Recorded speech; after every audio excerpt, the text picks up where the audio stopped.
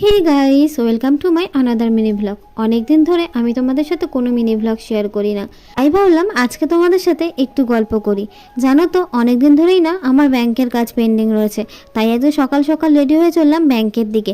বাইরে সূর্যি মামার যা তেজ, সেই তেজে দেখে আমি কিন্তু সানস্ক্রিনটা ভালো করে মেখে নিয়েছি, যাতে সূর্যি মামা দেখলেও ভয় পেয়ে যায়। চুলটাও ভালো করে বেঁধে নিয়েছি, নয়তো সূর্যের আলোতে আমার চুল বাঁশঝাড়ে পরিণত হবে। জানো, বাইরে বেরিয়ে দেখি আমার সাইকেল নিয়ে মা স্কুলে চলে গেছে।